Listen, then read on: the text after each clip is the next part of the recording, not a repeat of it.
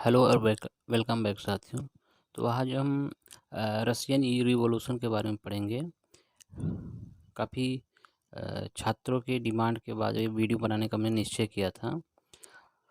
रसिया जो कि वर्तमान में न्यूज़ में बना हुआ है, लगातार जो है पूरे विश्व पटल पे जो है कि रसिया और यूक्रेन, अमेरिका और यूरोपीय यूनियन के कुछ देश हैं, इनके बीच लगातार नेटो हमेशा जो है कि न्यूज़ में बने हैं।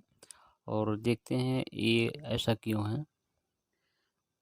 यूक्रेन जो कि पूर्व में सोवियत संघ का एक हिस्सा रहा है, वो जो 1992 के आसपास वो उससे अलग हो गया। और रूस जो है कि चूँकि उसका हिस्सा रहा है, तो यूक्रेन में रूस के कुछ मूल निवासी उसमें अभी भी वहाँ पे हैं, और वो अपने आप को अल्पसंख्यक के तौर पे देखे जा रहे हैं। इससे उनमें असंतोष है। रूस के ये जो आपका बॉर्डर के कुछ जगह हैं, वहाँ पे ये वाला एरिया जो है, वहाँ पे कुछ विद्रोही हैं जो कि रूसी समर्थक हैं, और जो वहाँ पे जो सरकार है उसके खिलाफ जो कि हथियार उठा लिए हैं। और इसी को दबाने के लिए रसिया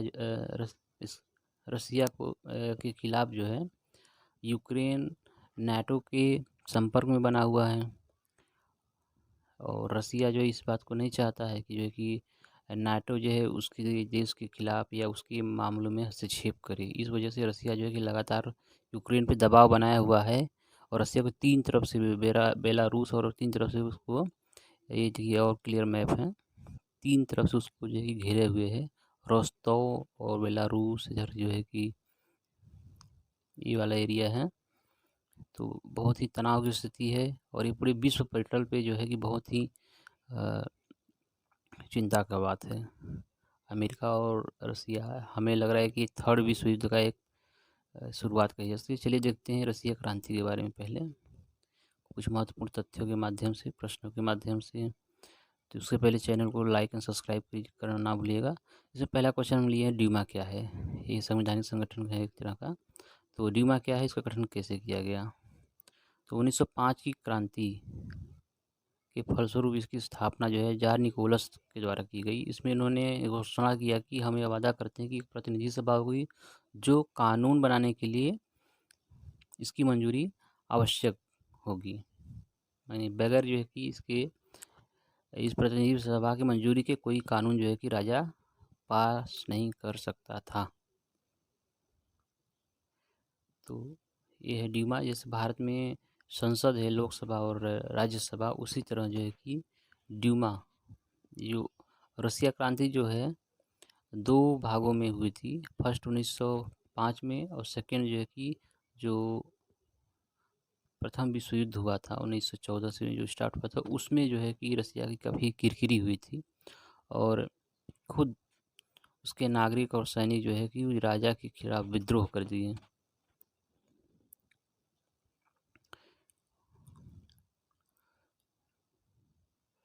और नेक्स्ट क्वेश्चन देखते हैं। 1917 ईस्वी में हुई रूसी क्रांति का तत्कालिक कारण क्या था। तो उसका आंसर है प्रथम विश्व युद्ध में रूस की पराजय, ये सबसे बड़ा कारण। जनता में असंतोष, महंगाई बढ़ गया। इसे अक्टूबर क्रांति के नाम से भी जानते हैं, तथा इसे बोल्शेविक क्रांति भी कहा जाता है।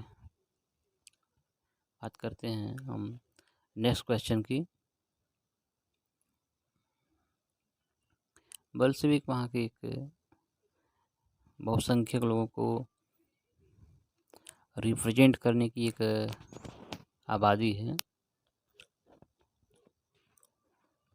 चलिए नेक्स्ट क्वेश्चन।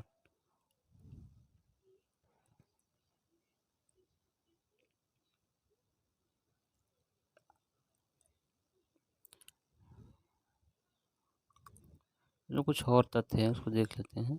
एक सर्वहारा समाजवादी क्रांति थी। मतलब ये जो है, ये जो रूस की क्रांति थी, एक सर्वहारा समाजवादी क्रांति थी, जिसका मुख्य उद्देश्य था समाजवादी समाज का निर्माण करना।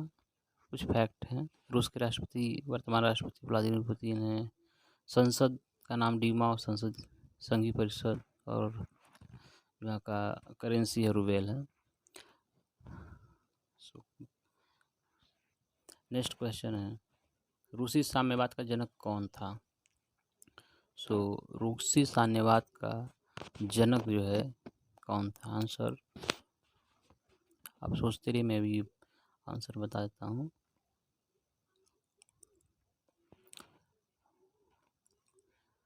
साम्यवाद क्या है कि कम्युनिस्ट शब्द होता है। ये जो है कार्ल मार्क्स का जो मार्क्सवादी सिद्धांत किया उन्होंने, उससे प्रभावित है। ये पूंजीपतियों और जो है मजदूरों के बीच वर्ग संघर्ष के गाथा है इसके पीछे। उसी को जो है इन्होंने जो है एक ऐसी समाज का निर्माण करने का उन्होंने एक प्रण लिया जिसमें जो है कि मजदूर और पूंजीपति दोनों एक रह करके जितनी भी संपत्ति है उसको मजदूरों में जो है बराबर बराबर भाग जो है बांट दिया है। चलिए इसके जो है जनक हैं प्लेखानोव। आज नेक्स्ट क्वेश्चन, आधुनिक रूस का निर्माता कौन है? तो स्टालिन है। एक जार एक चर्च और एक रूस का नारा किसने दिया? तो एक बहुत ही महत्वपूर्ण क्वेश्चन है, एक जार एक चर्च और एक रूस का नारा। तो जार निकोलस द्वितीय जो कि अंतिम जार शासक था रशिया का, उन्होंने जो है कि एक। नेक्स्ट क्वेश्चन है, कार्ल मार्क्स कौन था? इसका आंसर हो गया वैज्ञानिक समाजवाद का संस्थापक, जर्मनी का निवासी था। इसकी प्रमुख पुस्तक है दास कैपिटल और कम्युनिस्ट मैनिफेस्टो। दुनिया के मजदूरों एक हो यह कार्ल मार्क्स का नारा था। कार्ल मार्क्स अपने आप में एक सिद्धांतवादी व्यक्ति था जो समाजवाद का समर्थक था।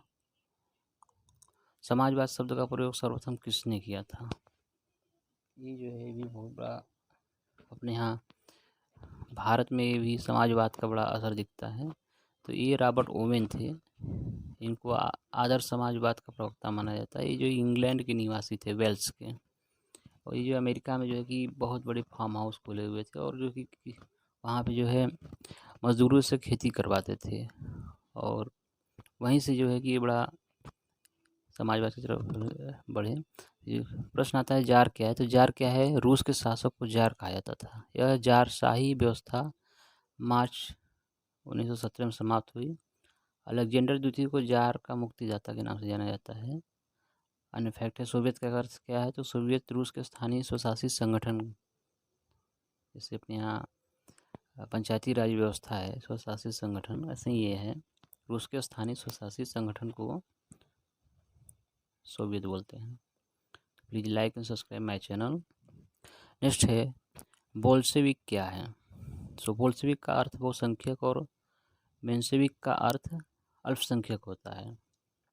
सोशल डेमोक्रेटिक दल की स्थापना 1903 में हुई। यह दो दलों से मिलकर बना था, पहला बोल्शेविक, दूसरा मेंशेविक। 7 नवंबर 1917 को बोल्शेविक क्रांति का नेता लेनिन था और उसी के नेतृत्व में हुआ था यह। उन्होंने चेका संगठन का निर्माण किया था। लेनिन जो है चेका संगठन का निर्माण किया था और लेनिन जो है बोल्शेविक क्रांति का प्रमुख नेता था। उसी के नेतृत्व में जो है बोल्शेविक क्रांति का भी हुई थी। लेनिन ने जो है कि बहुत ही महत्वपूर्ण कार्य किए। उन्होंने जो है युद्ध समाप्ति की जोर दिया और जो पूंजीपतियों की जितनी भी संपत्ति थी वो सब जनता को दिए जाने का भी वो किया। तो नेक्स्ट क्वेश्चन है, प्रथम विश्व युद्ध के दौरान लेनिन का नारा क्या था? इसकी मृत्यु कब हुई? तो इसकी मृत्यु 1924 में हुई, लेकिन इसका नारा था युद्ध का अंत करो। इसका वास्तविक नाम व्लादिमीर इलिच उल्यानोव था। व्लादिमीर इलिच उल्यानोव इसका पूरा नाम था। इन्होंने इसका जोर था कि युद्ध को जल्दी से जल्द समाप्त किया जाए और एक समाजवाद का गठन किया जाए। नेक्स्ट क्वेश्चन है, रूस में सबसे अधिक जनसंख्या किसकी थी? संख्या मतलब जनसंख्या, तो स्लाव, वहाँ के जो स्थानीय निवासी हैं स्लाव, उनकी संख्या सर्वाधिक थी। नेक्स्ट, राइट ऑफ मैन के लेखक हैं टॉमस पेन। ये फिगर है खूनी रविवार की जो 1905 में वहाँ पे हुआ था। सैनिकों और मजदूरों के बीच में झड़प हुई थी शीत महल के सामने, जब वो प्रदर्शनकारी जो है जार के सामने जो जा रहे थे अपनी प्रमुख मांगों को लेकर के। चलिए क्वेश्चन है, खूनी रविवार क्यों प्रसिद्ध है? खूनी रविवार 22 जनवरी 1905 की घटना है। सेंट पीटर्सबर्ग में निहत्थे प्रदर्शनकारी फादर गार्जी गैपन के नेतृत्व में जार निकोलस द्वितीय को याचिका देने के लिए जा रहे थे शीतकालीन महल में, जिसमें बेहतर काम करने की स्थिति, व्यक्तिगत स्वतंत्रता और निर्वाचित विधायिका के बारे में सवाल किया गया था। तो उसी में जो है वहाँ पे जो गॉड थे, सैनिक थे और प्रदर्शनकारी थे, उनकी झड़प हो गई। उसमें लगभग जो है कि 100 से अधिक लोगों की मौत हो गई और 1000 के आसपास लोग घायल हो गए। ये घटना जो है कि रूस क्रांति में जो है खूनी रविवार के नाम से जाना जाता है। और इसी के दिन के बाद जो है कि ड्यूमा के गठन करने का रास्ता भी साफ हो गया था। ड्यूमा एक उन्होंने बताया कि कहा कि एक संसद का नाम है, आज भी उसे क्या रूस की संसद को ड्यूमा कहा जाता है। और एक होता है संघीय परिषद, जैसे अपने यहाँ लोकसभा और राज्यसभा है, वैसे ही जो है वहाँ पे ड्यूमा है। नेक्स्ट, सोवियत संघ की स्थापना कब हुई? तो सोवियत संघ की स्थापना 1922 में हुई। यह 15 गणराज्यों का सबसे शक्तिशाली और प्रभावशाली संघ था। इसकी राजधानी मॉस्को थी, जो वर्तमान में भी है। इसमें आपके जो कि जैसे यूक्रेन है, अजरबैजान है, चेकोस्लोवाकिया है, बहुत से देश हैं। अप्रैल थीसिस क्या है? अप्रैल थीसिस जो है 16 अप्रैल 1917 में लेनिन ने रूस में क्रांतिकारी योजना प्रकाशित की। अप्रैल थीसिस के नाम से जानी जाती है। इसमें युद्ध समाप्ति की मांग, जमीन किसानों के हवाले किया जाए, बैंकों का राष्ट्रीयकरण किया जाए, ये 3 मांग उसका लेनिन का बहुत ही महत्वपूर्ण था।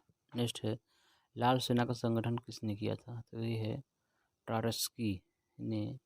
स्थायी क्रांति के सिद्धांत का प्रवर्तक भी था और इसने लाल सेना का गठन भी किया था। नेक्स्ट है, क्रांतियों के पीछे राष्ट्रवादियों की क्या अवधारणा थी? तो इसका जवाब है, ये राष्ट्र का निर्माण करना चाहते थे और वे सभी नागरिकों को समान अधिकार प्रदान करना चाहते थे। रूस में प्रथम पंचवर्षीय योजना कब लागू की गई?